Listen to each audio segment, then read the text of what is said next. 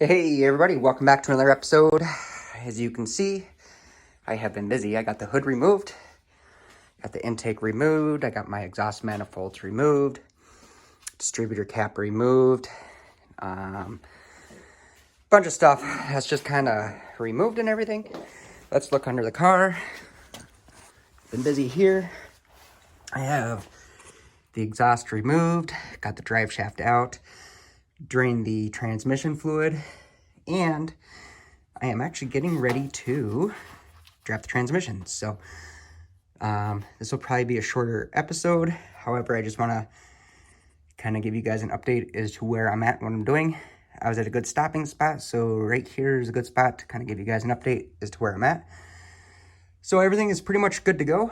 The only things I got left to do now is remove this cross member here, which is 4 bolts, 2 over here, 2 over there, and then the main bolt in the middle of the cross member, and the transmission should be coming out.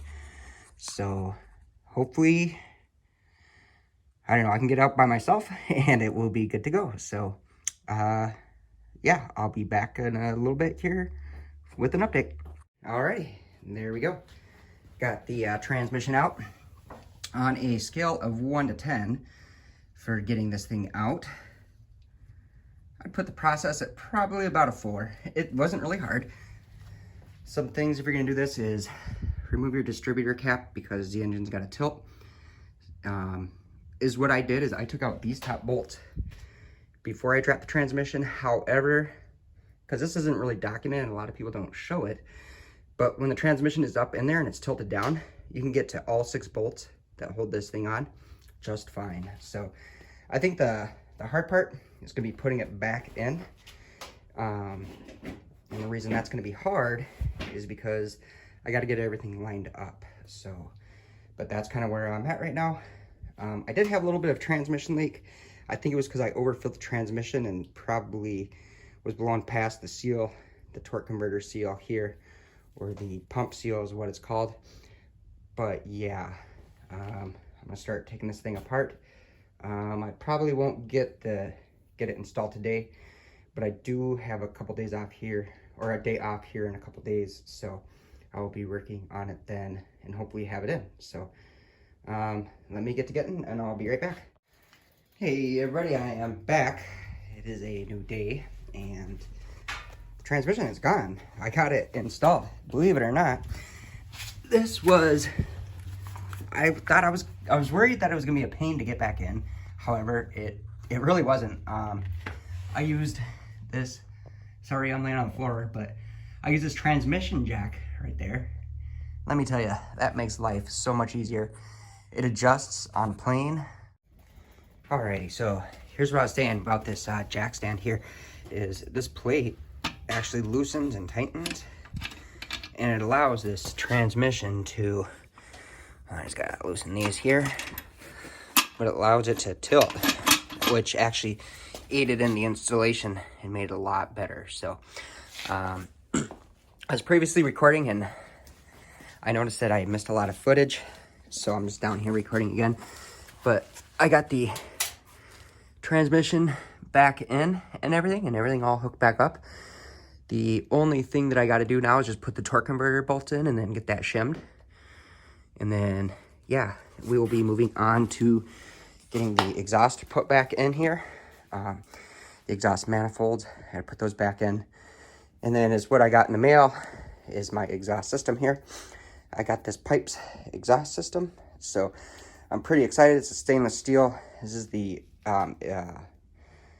Pipes Violator exhaust, so it's gonna be fairly loud, but not too loud. So that'll be pretty exciting. So let me get back to work. I gotta put the I gotta take the starter out, so I gotta get this the exhaust manifolds over here in, and then get the starter put back in. So, and then I'll get that side in, and then I'm gonna start working here on this exhaust. So I will be right back. Alrighty, so I am finally back, and I got the exhaust hung and ready to go. So with this Pipes exhaust, it comes out right here by the bumpers. I don't have a lot of room. You can't really see a lot, but that's where she comes out. And then let me go under the car here. Okay, so there we go. Got the mufflers hung. I used band strap clamps, and I got everything good to go. Yeah, this actually wasn't as hard as I was thinking it would be. Having these blocks here and having a little bit extra room to work under here, it really helped a lot. I had to cut down a little bit of these pipes here to get them to fit, but other than that, I mean, it's pretty sweet. Stainless steel, it's pretty decently cheap. This right here is the 2.5 inch all the way back. I could have got the 3 inch all the way back, but I didn't. I just went with this 2.5. And then, yeah, so this is kind of what it's all looking like for right now. So next thing I need to do is I need to go fill up the transmission with some fluid. And then I'm going to slowly work on getting this engine bay back together, or engine compartment. I got to put the distributor on and a couple of other parts. So let me get going, and then I'll be right back. Alrighty, we are back here, and I have everything all put back together. Spark plug wires, they look kind of weird because they are way too long, and I do need to cut them down. So yeah, that's what's kind of going on with those.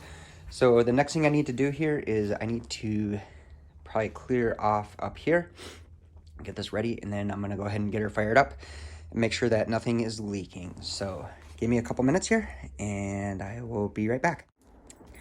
Alrighty, I have everything all removed from up here. Everything's all checked, dipstick's in, oil's good, transmission fluid's full. So now I just got to start it up. So here we go. Just key on, and I'm going to go ahead and fire it up.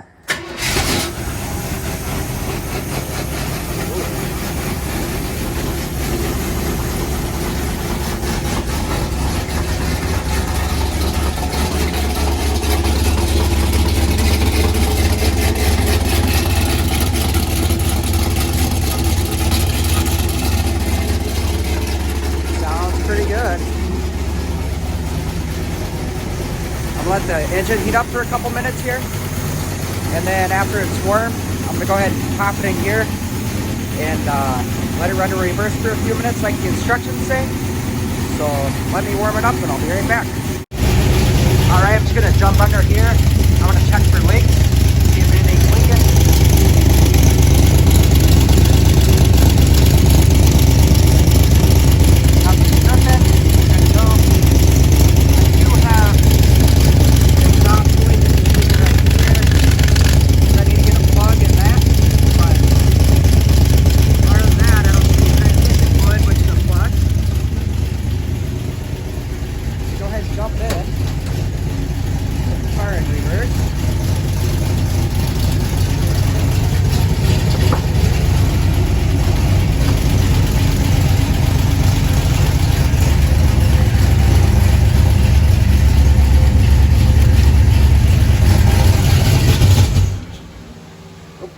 Died.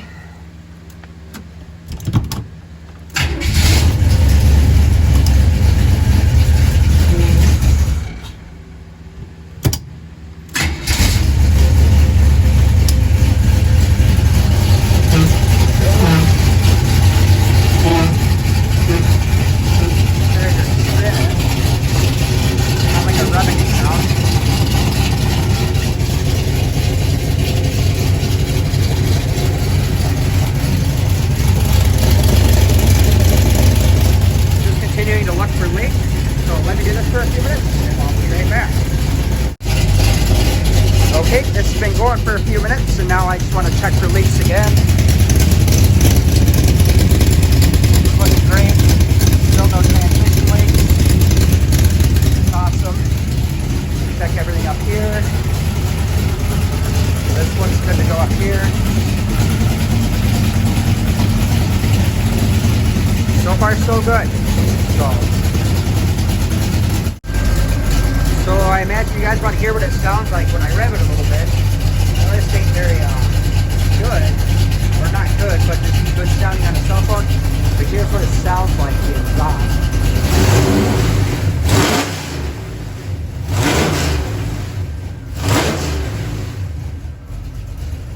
Oh, that sounds great. That's loud.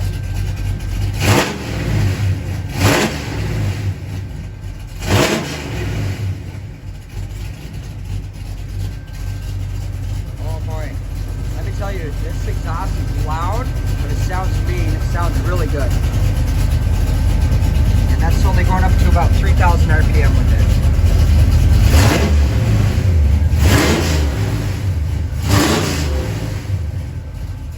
Yeah, wow, that's awesome. Well, everybody, this is probably going to be a wrap for today's video. Man, putting an exhaust on is just crazy. I can't believe how much more power it feels like it's making, just because this sucker's breathing. No leaks, everything's good to go. So the only thing I need to do is just top off the transmission and make sure it is at the full mark. But other than that, she is good to go. It was nice. It kept stalling. It stalled a couple times when I put it in gear. Not sure why that was. After that first initial stall that I had, it didn't stall anymore. So we are pretty good to go. So I can't wait until this nasty crap out here, all this snow is gone. And then once that's gone, we will be able to take it for another official test drive to see how she's actually running. So let me show you the old exhaust that I had on there. Give me one sec. So the old exhaust that I had on there was actually right here. I want to say this was like 1.25 inches. So going from like maybe 1.5 inches, I can't remember. I had it all mangled together and everything, but big difference. And it feels like it's got a ton more power with this bigger exhaust on here. So that's pretty exciting and that's pretty awesome. So next video, here's what we're going to be doing. I got to shorten these spark plug wires here because they're way too long, as you can see, and I just got to get them shortened up. I do have new valve covers because these ones, as you can see here, they're junk. I don't know if Edelbrock has a bunch of issues with these. I don't know. I do. They're peeling and it just really sucks. So I do have new valve covers. They're black. I think they'll just look good in here, black. And then yeah, then after that, that should be done. And then hopefully I could be moving on to fun things like the interior in here, getting the carpet in. Some other stuff that I do have is I got some sill plates here, up there, one of those boxes. I think it's that one. Anyway, I have the window tracks and everything that I got to put in. I do have some more parts that I got to order. I have a windshield. It's on order, but unfortunately right now it's on back order. So we're just waiting for that. But yeah, we should be good to go and start getting her buttoned up. But anyway, thanks a lot for watching my videos. I really appreciate it. If you hit the like button, that would be great. If you could subscribe, that would be even better. Hit that little bell notification so you know when my next videos come out. And we will see y'all later. Peace.